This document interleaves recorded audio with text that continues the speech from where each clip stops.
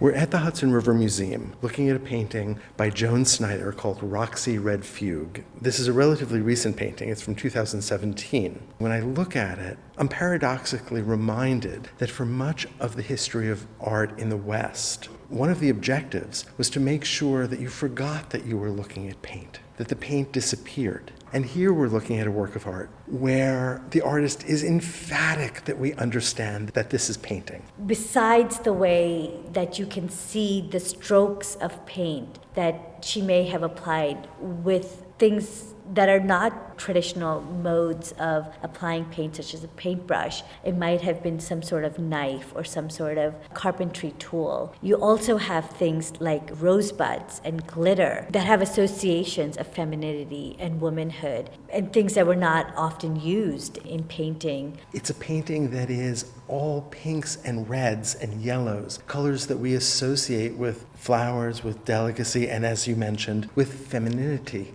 But this is an aggressive painting. This is a tough painting. There's nothing delicate about it. This is a grid, and yet it's wildly complex. She's not trying to be pleasing. She wants to make you stand up and take notice that the paint is tough. It's applied roughly. It stands out. This is an artist who became a professional painter during the feminist movement, although this particular canvas was made decades later. She came of age on the heels of minimalism, which was very much a movement that looked at the grid, that looked at making things very sparse, very reductive. And she consciously rejected that and said, I want to make things painterly. I want to bring that emotion of paint back and into what it means to be an artist and what it means to be a painter. Let's take a look at these squares for just a moment, keeping in mind the title, which includes the word fugue, which refers to a musical composition where there's repetition and a building on a theme or an idea over time. And I feel as if the same thing happens with each of these squares. There is a reference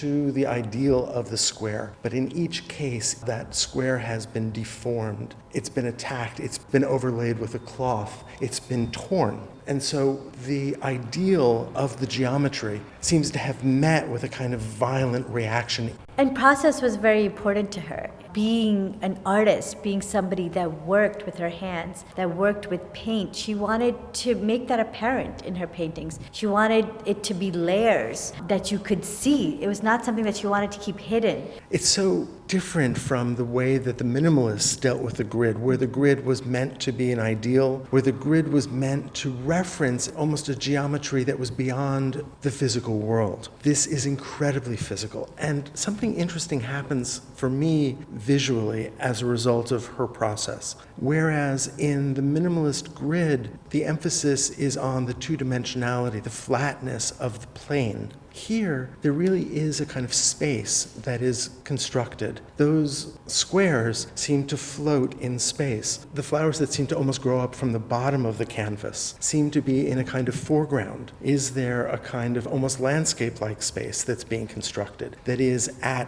odds with the rigorous ideals of the geometry of minimalism? There are many instances in this work where even the play of color, red against black on top of pink, taking that pink and totally obliterating with black, but then maybe scraping away the black so you can see some of that pink come through. So yes, there is that violence, taking away something from the canvas at the same time that she's applying and making this three-dimensional in many places. This is actually not canvas, it's linen. And if you look at the linen closely, you can see some charcoal marks that the artist laid down below the surface of the paint. She laid down a pretty careful grid, but did it in charcoal, so it's not that precise. And then she freely layered her paint over that. But that grid is maintained, at least for the most part, around the periphery of the painting, so that the painting has its own internal logic. It is, in a sense, framed. It is structured. And within that is this universe of multiplicity of the artist's hand.